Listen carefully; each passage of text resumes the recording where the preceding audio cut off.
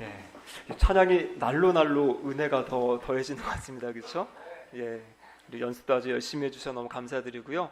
혹시 찬양대 하고 싶으신 분들 있으시면 또 지원해 주시면 더 좋겠습니다. 그래서 더 번창하고 번성하면 좋겠습니다. 오늘 이 시간에는 우리 좀 박수로 좀 축하해주고 싶은, 그러니까 격려해주고 싶은 친구들이 있는데요. 우리 오케스트라 친구들. 네, 여러분, 이 청년들이 또 중고등학생 또 우리 아동부 친구들이 이 시간에 나와서 이렇게 예배드리고 반주한다는 게 쉽지 않은 일이거든요. 정말 귀한 일을 하고 있는데 우리 한번 다 같이 우리 박수로 우리 격려해드리도록 하겠습니다. 네, 고맙습니다. 정말 우리 교회의 자랑인 것 같습니다. 그렇죠? 예, 함께 찬양대에 이렇게 아름답게 해주셔서 너무 감사드립니다.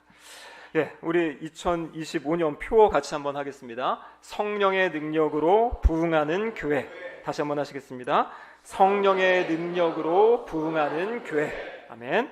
개인적으로 기도하실 때나 또 함께 기도하실 때 언제나 이 기도의 제목을 가지고 하나님께서 우리에게 부흥의 역사를 허락하여 달라고 함께 기도하도록 그렇게 하겠습니다. 예, 제가 작년에 이제 연말에 부임을 하고 우리 청년들과 좀 만나고 싶어가지고 이제 청년들과의 만남의 시간을 가졌습니다. 청년들 한 10명 정도 모였는데요. 청년들의 이야기를 다 듣고 또 제가 하고 싶은 이야기를 했습니다.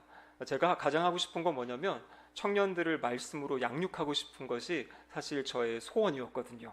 근데 감사하게도 청년들의 마음에 양육을 받고 싶다는 마음이 있어가지고 양쪽이 이렇게 탁 맞아 들어갔습니다. 10명의 친구들이 모였었는데 이제 9명의 친구들이 함께 말씀을 공부하겠다고, 그래서 이제 작년 연말에 이제 오리엔테이션을 하고 지금 이제 하나님 말씀을 같이 이제 배우는 그런 여정 가운데 있습니다. 제가 이제 제자훈련이기 때문에 이제 제자훈련 교재를 한 권을 선택해서 이제 주제별로 이제 하나님 말씀을 배우는 것을 이제 진행을 하고, 또 한 권의 교재가 있는데 그것이 무엇이냐면 이 생명의 삶이라는 이 큐티 책입니다. 제가 2011년부터 지금까지 약 15년 동안 쭉 꾸준하게 그 교재를 가지고 큐티를 해오고 있는데, 이 교재를 가지고 우리 청년들과 한 주간 동안 묵상을 하고 이제 모여서 이제 나눔을 갖는 이제 그런 시간을 또 가지려고 합니다. 근데 지금 이 생명의 삶의 큐티 본문이 이 요한복음을 지금 우리가 함께 묵상하고 있습니다. 그래서 제가 이 설교의 본문을 한 주간 동안 제가 묵상해 온 그 말씀 가운데 이 말씀은 정말 우리 성도님들과 함께 나누면 좋겠다 생각되는 말씀을 지금 함께 이제 나누고 있는 것입니다. 그래서 저의 소망은 이런 것입니다. 우리 신길동교회 모든 성도님들이 이 큐티라는 건 뭐냐면 매일매일 하나님 앞에 나아가서 하나님과의 만남의 시간을 갖는 거거든요. 그러니까 예배는 이제 공적으로 함께 모이는 거지만 때로는 우리가 주중에 나오지 못하시는 분들 많잖아요.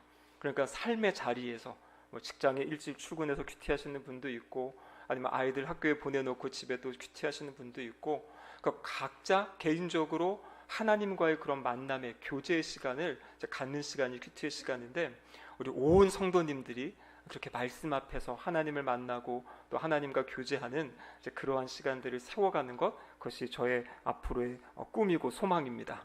그래서 조만간 올해 이제 이 큐티에 대한 이 교육도 같이 좀 하고 또 말씀도 같이 나누고 묵상하는 이제 그런 것들을 또 해보려고 합니다. 그래서 지난 시간 우리가 살펴본 말씀이 요한복음 3장의 말씀이었습니다. 기억하십니까? 지난주 설교의 제목이 거듭나셨습니까? 라는 제목이었죠. 그래서 니고데모라는 한 사람이 이 유대의 관리가 예수님께 직접 찾아와서 이 거듭남에 대한 진리를 알고 싶어서 예수님을 찾아왔던 그러한 이야기였습니다. 근데 오늘 우리가 읽은 본문 이 요한복음 4장은 그 유대인의 관리 니고데모와 조금 대조적인 그런 한 사람이 또 등장을 합니다. 그러니까 보시면은요, 요한복음 3장에서는 니고데모라는 남자였고요, 오늘 본문에는 이 수가성, 사마리아 수가성에 사는 한 여인입니다. 이 남자는 유대의 관원, 산헤드린 공의회 회원으로서 아주 명망 있는 사람이었고요, 이 사마리아 여인은 어떻게 보면 약간 멸시받고 천대받는 그러한 사람이 바로 사마리아의 여인이죠. 이 니고데모는 밤중에 예수님을 찾아왔다고 이야기했습니다. 근데 오늘 이 여인은요, 이 예수님과의 만남의 시간이 6시입니다. 성경에 6시, 그러면 우리 시간으로 하면 6시간을 더해야 됩니다. 그러니까 낮 12시 정오에 지금 예수님을 만난 거예요. 그러니까 밤에 만나고 낮에 만나고, 그리고 니고데모 같은 경우에는 본인이 예수님을 찾아왔잖아요. 그런데 이 여인, 사마리아 여인 같은 경우에는 예수님이 이 여인을 찾아가시는, 그래서 두 사건 다 예수님과 어떤 사람과의 만남의 사건인데 무엇인가 좀 다른 이 대조적인 그러한 만남입니다. 그러니까 예수님은 어떠한 사람 누구라도 다 만나주시고요, 어떠한 상황 어떠한 환경에서도 만나주시고, 그 사람이 만나고 싶은 마음이 없을지라도 찾아가셔서 만나주시는 분이 우리 예수님임을 이 요한복음 3장과 4장을 통해 알 수가 있습니다. 여러분, 요한복음 4장의 말씀을 쭉 읽어보시면 4장이 상당히 깁니다. 54절까지 있고요. 이 안에 담겨진 말씀들이 읽을 때마다 우리 마음에 이렇게 와닿는 아주 소중한 말씀들이 참 많습니다. 예를 들면요, 요한복음 4장 14절의 말씀에 보면 내가 주는 물은 영생하도록 솟아나는 샘물이 되리라. 그러니까 영생하도록 솟아나는 어떤 샘물에 대한 말씀. 24절에 보시면 하나님은 영이시니 예배하는 자가 영과 진리로 예배할지니라. 너무나 유명한 구절이죠. 그리고 또 34절에 보시면은요, 나의 양식은 나를 보내신 이의 뜻을 행하며 그의 일을 온전히 이루는 것이다. 그래서 이 4장에 보면 여러 가지 교훈이 있습니다. 이 솟아나는 샘물에 대한 말씀, 또 어떻게 예배드려야 되는지, 어디 장소에서 예배드리는지, 이런 예배에 대한 어떤 문제들에 대해서도 이야기를 하고 계시고요. 또 예수님의 양식, 예수님이 이 땅에서 무엇을 하기 위해 오셨는가? 예수님은 어떠한 것을 할 때 예수님이 기쁨을 느끼고 또 이렇게 감사를 느끼는지, 이런 것들을 이 4장에서 말씀해주고 계십니다. 근데 여러분, 우리가 중요한 것은 무엇이냐면 분명히 여러 가지 주제가 있지만 예수님은 이 여인에게 하고 싶은 말씀이 있으셨던 거예요. 그래서 우리가 말씀을 읽을 때 중요한 것은 어떤 부분 아니면 한 구절 두 구절 은혜 받는 말씀도 중요하지만 전체의 흐름 가운데에서 지금 여기서 말하려는 핵심이 무엇인지를 잘 찾아내는 것, 이것이 또 중요합니다. 그래서 저도 한동안 이 요한복음 4장의 말씀을 여러 번 읽고 묵상하고 하면서 도대체 예수님이 이 여인에게 하시고 싶은 말씀이 무엇이었을까? 이제 읽다 보면 여인이 예수님께 질문하는 것이 있지만 예수님이 이 여인에게 하시고 싶은 말씀이 무엇이었을까? 이것을 집중해 살펴보다가 그 답을 찾게 되었습니다. 바로 오늘 본문 요한복음 4장 10절의 말씀인데요, 우리 4장 10절 말씀 같이 한번 읽어보시도록 하겠습니다. 예수께서 대답하여 이르시되 내가 만일 하나님의 선물과 또 내게 물을 좀 달라 하는 이가 누구인 줄 알았더라면 내가 그에게 구하였을 것이요 그가 생수를 내게 주었으리라. 아멘. 자, 여기 보면 지금 예수님이 두 가지를 말씀하십니다. 뭐냐면요, 하나님의 선물에 대해서 말씀하시고요, 내가 누구인지 알았더라면 이렇게 이제 이야기하고 계세요. 우리가 알 수 있는 것은 무엇이냐면 예수님이 이 여인 가운데 하고 싶었던, 만남 가운데 하고 싶었던 것은 무엇이냐면 예수님이 어떠한 분이신지를 이 여인에게 가르쳐주고 싶으신 거예요. 첫 번째. 그 두 번째는 무엇이냐면 예수님이 이 여인에게 주기 원하는 하나님의 선물이 있는데 그것이 무엇인지를 알려주기 원하는 겁니다. 그래서 이 4장 전체는 그 두 가지를 지금 이야기하고 계신 거예요.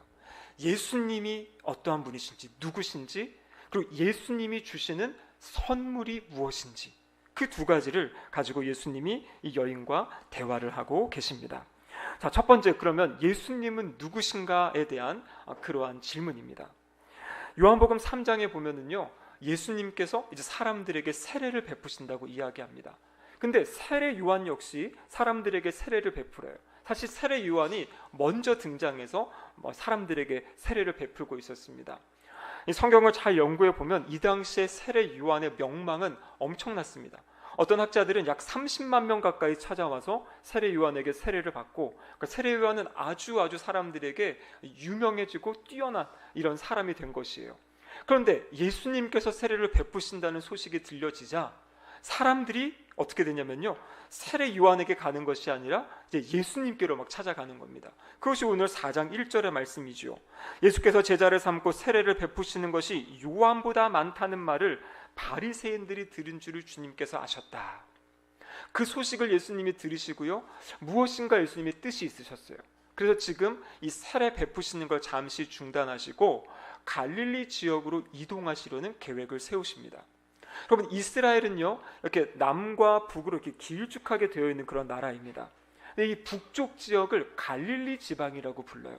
이유가 뭐냐면 북쪽에 우리가 잘 알고 있는 갈릴리 바다가 있기 때문에 갈릴리 바다 지역, 그 주변을 갈릴리 지역이라고 그러고요. 그 갈릴리 바다에서 흘러내리는 물이 바로 우리가 알고 있는 요단강이라는 것이에요. 요단강이 흘러내립니다. 그 요단강이 흐르는 그 중간 지역이 어느 지역이냐면 사마리아 지역이에요. 그리고 유다의 이 이스라엘의 맨 아래쪽 남쪽 지역, 이 사해 바다가 있는 이 지역을 유다 지역이라고 부릅니다. 여기에 이제 예루살렘 성전이 있고 이스라엘의 중심이 되는 거죠. 그래서 지금 예수님이 세례를 베푸시던 곳, 요한과 세례를 베푸시던 곳은 어디냐면 이 남쪽 아래 지방에, 그러니까 사해 바다 근처 유대 지역 근처입니다. 그래서 지금 예수님께서 이곳에 계시다가 북쪽인 갈릴리 지역으로 가시겠다 이렇게 이제 마음을 먹으십니다. 그런데 이 예수님이 세례를 베푸시던 이 요단 계곡은요, 이 벳산 지역을 지나서 가면 그냥 사마리아를 거치지 않고도 갈릴리로 갈 수 있는, 그러니까 갈릴리로 가는 제일 빠른 방법은 사실 사마리아를 거치는 건데요, 이 정통 유대인들은 이 사마리아 지역을 거치려 하지 않았어요. 여기가 이제 혼혈 민족들이 있다고 이 땅을 무시했기 때문에 요단강을 건너서 반대 지역으로 돌아서 이렇게 갈릴리 지역으로 이제 갔거든요. 근데 예수님께서 오늘 충분히 사마리아를 거치지 않고도 가실 수 있는 그 위치에 있었음에도 불구하고 지금 예수님께서 사마리아를 거쳐 가시는 겁니다. 오늘 말씀 4절에 보면 이런 말씀이 있죠. 유다를 떠나서 다시 갈릴리로 가실 때 사마리아를 통과하여야 하겠는지라 이렇게 되어 있어요. 사마리아를 통과하여야 하겠는지라. 이것은 성경학자들에 의하면 신적인 당위성, 그러니까 무엇인가 하나님의 뜻과 계획이 있어서 그것을 의도적으로 행하는, 그것이 바로 이 단어에 담겨진 의미입니다. 그러니까 굳이 사마리아를 지나지 않아도 되는데 예수님께서 하나님의 계획과 뜻에 따라서 지금 사마리아 지역을 의도적으로 지금 거쳐가고 지나가는 것이에요. 그 지나가시다가 우물가에 앉아서 이제 쉬시게 됩니다. 그리고 한 여인이 이제 물을 들어 나오는 여인을 만나게 되죠. 여러분, 이 상황은 의도적으로 계획된 상황이에요. 예수님께서 친히 이 사마리아 여인을 찾아오신 사건입니다. 그냥 예수님이 피곤하셔서 우물가에 앉아 있는데 그냥 여인이 오니까 그냥 복음을 전했다, 이것이 아니에요. 성경 본문을 잘 연구하면 이것은 주님이 의도하셔서 이 여인을 만나는 그러한 사건입니다. 자, 근데 여인이 왔을 때 예수님이 그래서 먼저 말을 거시는 거예요. 예수님이 여인에게 뭐라고 이야기하십니까? 나에게 물을 좀 달라라고 말씀하세요. 근데 이 여인이 하는 말이 뭐냐면요, 아니 유대인으로서 어찌 사마리아인 나에게 물을 달라고 하십니까? 하면서 이런 지하에 거절을 합니다. 그래서 오늘 본문에 보면 거절하는 이유가 나와 있어요. 9절 하반절에 보면 이렇게 되어 있죠. 이는 유대인이 사마리아인과 상종하지 아니함이러라. 그러니까 지금 유대인들은 일반적으로 사마리아인과 상종하지 않아요. 특히 이 남자가 한 여자와 이야기하는 것은 이 당시 문화적으로는 이것은 이례적인 일입니다. 일상적이지 않은 일입니다. 그러니까 예수님이 의도적으로 지금 이 여인에게 이야기를 걸고 이 여인과 대화를 하신다라는 거죠. 그래서 이 여인이 사마리아 유대인은 저와 상관할 수 없는데 저 물 안 드려요 이렇게 얘기하는 거죠. 근데 그 상황에 예수님이 또 이야기를 하십니다. 뭐라고 이야기하시냐면 내가 주는 물을 마시면 영원히 목마르지 아니할 거다, 이런 이야기를 하세요. 그러니까 지금 예수님이 이 여인의 마음 가운데, 심령 가운데 갈급함과 그 허무함, 목마름, 무엇인가 있다라는 것을 아시고 지금 이 여인에게 말을 하는 거죠. 그랬더니 이 여인이 이제 조금 태도가 달라집니다. 자기에게 뭔가 줄 것이 있다라는 이야기를 듣고서요, 예수님의 이야기에 귀를 기울입니다. 이때 예수님께서 이 여인에게 충격적인 질문을 하시는 거예요.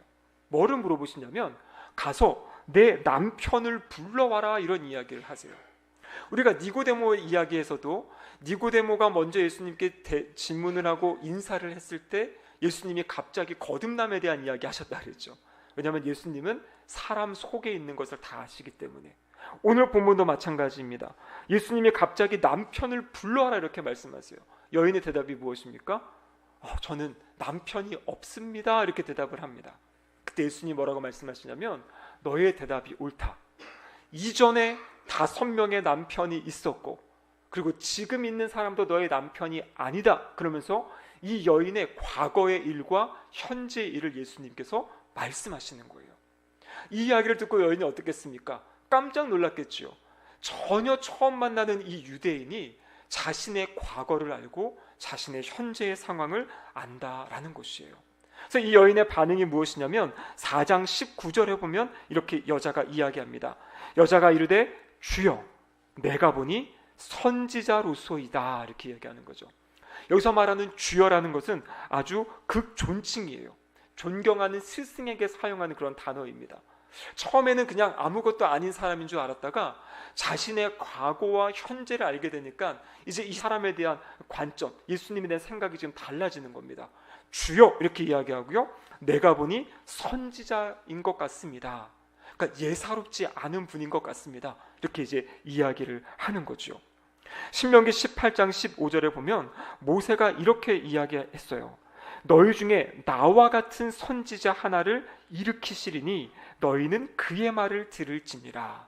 이 모세가 예언한 나와 같은 선지자, 이것은 사실 예수 그리스도를 예표하는 거거든요.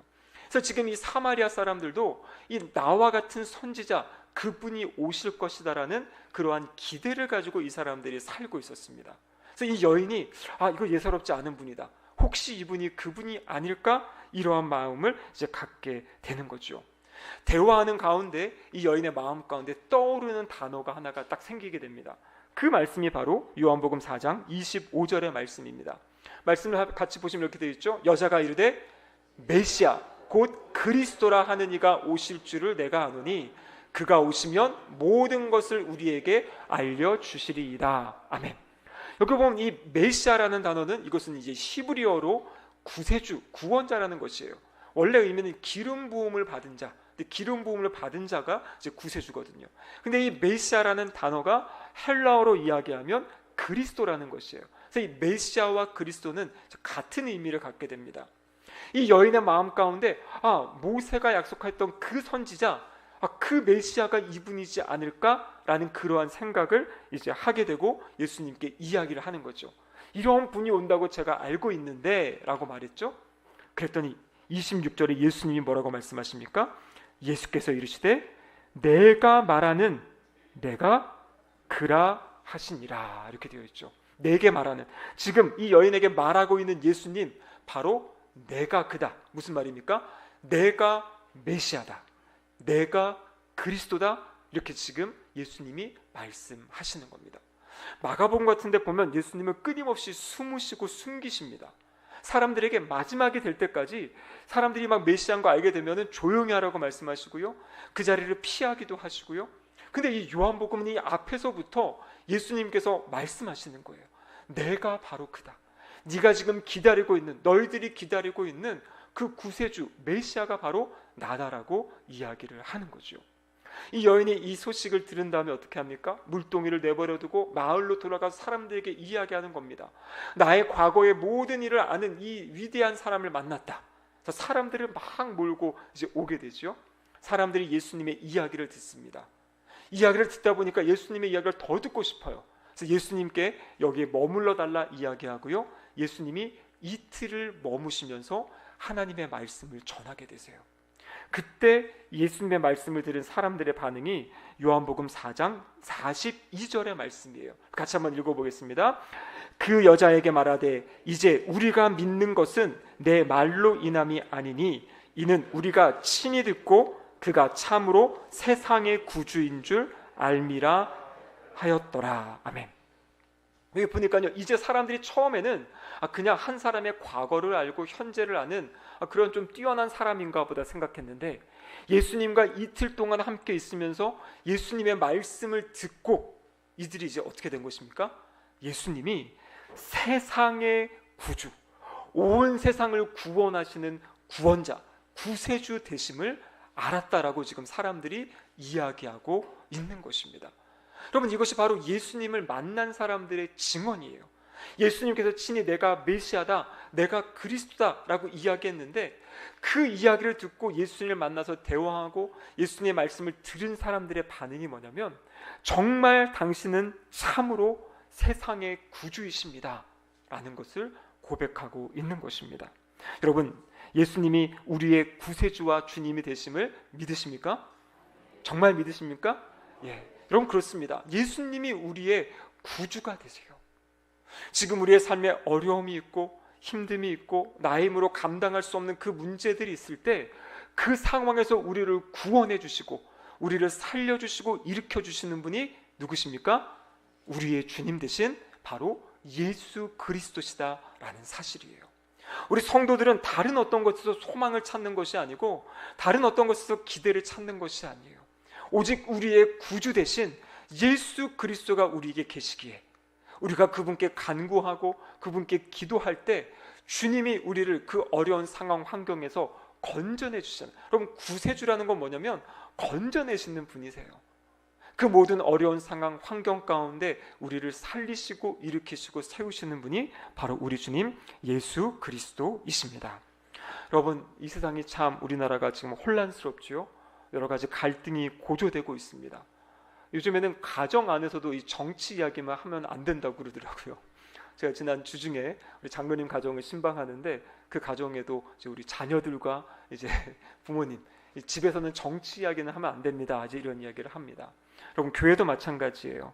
이 정치라는 것은 각자가 생각하는 바가 다 있어요. 목적은 무엇입니까?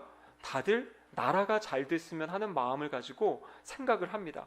그런데 어떤 분들이 어떠한 정보를 접하느냐에 따라 정치적 색깔에 따라서 그것을 추구해가는 방법들은 다 다를 수가 있습니다. 근데 중요한 것은 교회 안에는 그 다양한 모든 분들이 이제 모여 계신다라는 거죠. 그래서 우리가 해야 될 것은 무엇이냐면, 지금 세상은 어떻습니까? 자신과 견해가 다르면 막 서로 아주 크나큰 갈등이 지금 있어요. 막 적대시하고 막 댓글 이런 거 보면 장난이 아니지 않습니까? 그러니까 완전히 적이 되어 있는 그런 상황입니다. 여러분, 근데 우리 교회에서는 그렇게 하면 안 되는 거죠. 다른 이야기를 하더라도 그냥 존중해 줄 수 있어야 돼요. 나와 생각이 다르기 때문에 내가 따라가진 않더라도 저분은 저런 생각을 하실 수도 있겠구나, 그런 이야기를 가지시는군요 라고 서로 존중해 줘야 됩니다. 그리고 이 얘기에 대해서는 그냥 각자 기도하면서 또 자기의 그런 믿음으로 판단할 수 있어야 되는 거죠. 근데 우리가 함께 해야 될 것이 있습니다. 그것은 무엇이냐면, 우리 주님 예수님이 세상의 구주가 되세요. 이 상황, 어려운 상황을 풀어가고 해결하는 것은 어떤 위대한 정치주자가 나타나가지고 그 일을 해결할 수 있을 것 같습니까? 아니에요. 어떤 사람이 세워지면 세워질수록 지금 반대하는 사람들은 더 서로가 서로를 갈등하고, 그렇죠? 서로를 어떻게 하면 깎아내릴까, 이렇게 지금 진행되고 있지 않습니까? 오직 주님이 역사하셔야지만 이 상황이 풀어지고 갈등이 해결되어질 수 있습니다. 그래서 우리는 그 믿음을 가지고 이 시기에 진짜 열심히 우리가 기도해야 돼요. 하나님께서 어떻게 역사하실지 우리는 알 수 없습니다. 하지만 중요한 건 이 땅의 이 인류의 역사를 주관하시고 다스리시고 통치하시는 분은, 그 주인은 우리가 믿는 구주 되시는 예수 그리스도시다라는 이 사실입니다. 그래서 이 어려운 시기에 우리가 다른 것에서는 소망이 없어요. 오직 주님께 간구함으로 이 6.25 전쟁 이후에 정말 황폐화되었던 이 땅을 살려주시고 일으켜주신 분이 바로 우리 주님이시지 않습니까? 다시 한번 주님 이 땅을 일으켜주시고 세워주셔서 우리가 정말 주님이 주신 그 열방을 섬기는, 열방의 주님의 복음을 전하는 그 사명 감당할 수 있도록 우리를 다시 일으켜주시고 세워주시고 살려달라고 기도해야 될 줄로 믿습니다. 자, 두 번째는 무엇이냐면, 그러면 그 주님이 우리에게 주시는 하나님의 선물이 있다라는 것입니다.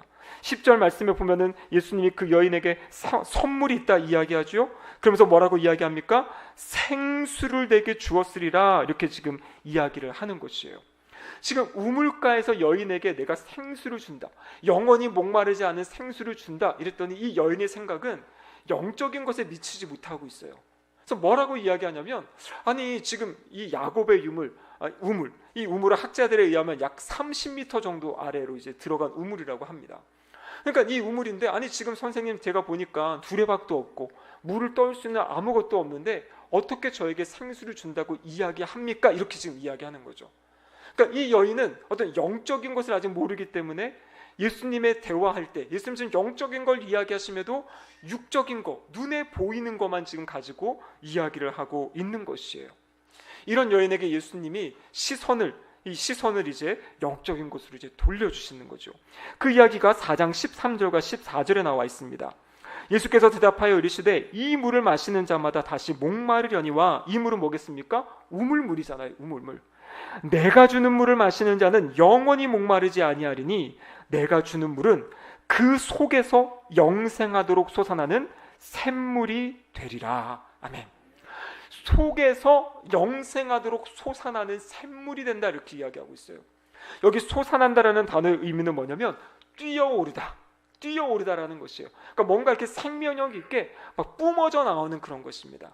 근데 이 단어가 구약 성경에 어디에 쓰였냐면 바로 삼손에게 특별한 때에 하나님이 이제 삼손을 사용하시기 위해서 하나님의 영이 삼손에게 강하게 임하시는 경우가 있어요. 근데 그때 하나님의 영이 임하시는 장면에 여기 이 솟아난다라는 이 단어가 쓰였어요. 물론 구약 성경은 히브리어인데요, 이 히브리어를 헬라어로 번역한 70인 영이라는 성경이 있습니다. 이 70인 영에 보면 구약 성경이 다 헬라어로 번역되어 있는데 같은 단어를 사용해서 번역을 했어요. 또 언제 이 단어가 쓰였냐면 사울이 하나님의 영에 이렇게 사로잡혔을 때가 있었거든요. 그때 또 다윗이 하나님의 영, 성령님께 사로잡혔을 때, 그때 이 단어가 사용된 것입니다. 그래서 성경학자들은 동일하게 여기서 이야기하는 바로 솟아나는 샘물은 성령 하나님, 보혜사 성령 하나님을 의미한다라고 성경학자들은 이 부분을 다 해석을 하고 있습니다. 결론적으로 이야기하면 구세주 대신 예수 그리스도께서 하나님의 선물을 하나님의 백성들에게 주시는데 그 선물의 내용이 무엇이라는 겁니까? 바로 성령 하나님이시다라는 것을 이야기하고 계시는 겁니다. 우리가 지난 시간에 요한복음 3장에서 거듭남에 대해서 이야기했죠. 거듭난다라는 것은 위로부터 난다, 하나님으로부터 난다. 근데 성경에 뭐라고 되어 있냐면 물과 성령으로 난다, 이렇게 되어 있어요. 결국에 우리가 거듭나서 하나님의 자녀가 되는 것, 이것이 바로 성령 하나님의 역사이고 거듭남은 성령님의 역사라고 말씀드렸죠. 근데 오늘 요한복음 4장에서도 지금 예수님이 동일하게 말씀하시는 거예요. 성령 하나님, 그분은 너희를 거듭나게 하시는 것뿐만 아니라 너희 속에서 솟아나는 샘물이 된다는 것입니다. 그러니까 우리의 삶에 힘을 주시는 거예요. 생명력을 주시는 겁니다. 그래서 우리 신앙생활의 핵심은 바로 성령 하나님이 우리 안에서 살아 역사하실 때, 성령의 능력이 우리 가운데 임할 때 우리가 부흥한다, 살아난다라는 것이에요. 생명력 있는, 생동감 있는 삶을 살아갈 수 있다는 것을 오늘 말씀을 통해 예수님이 우리에게 주시는 그 교훈이다라는 것입니다. 우리가 지난주에 재직수련회를 했죠. 재직수련회 둘째 날 월요일 저녁에 제가 말씀을 전했을 때 그때 제목이 무엇이냐면 성령님은 누구신가 라는 그 제목을 가지고 제가 말씀을 전했어요. 그 말씀을 전한 이유가 그것이라 그랬죠. 2025년 우리 신길동교회 모든 재직분들은 어떤 과거의 경험이라든지 나의 어떤 지식이라든지 나의 생각, 판단, 나의 의지, 힘, 이것을 뛰어넘어서 그것이 아니라 정말 성령 하나님이 주시는 그 능력, 성령님이 주시는 그 권능, 성령님의 그 인도하심, 말씀하심, 그것을 따라서 2025년을 함께 섬기자고 말씀드렸습니다. 오늘 본문도 동일합니다. 우리의 삶에 새로운 힘을 얻고 우리의 삶이 정말 능력 있는 삶, 힘 있는 삶, 하루하루가 매일매일 정말 기쁨이 되고 매일매일 감사가 넘치는 삶은 우리가 성령님의 다스림 가운데 있을 때, 성령 충만함 가운데 살아갈 때 그러한 역사가 우리의 삶에 나타나는 줄로 믿습니다. 이번 한 주간도 생명력 있는 삶, 성령님을 의지하고 신뢰하심으로 생명이 있는 삶 살아가시고 또 그 생명력을 가지고 다른 분들에게, 우리 태신자분들에게 복음을 전하는 복된 삶 살아가시기를 주님의 이름으로 축복합니다. 아멘. 함께 기도하시겠습니다.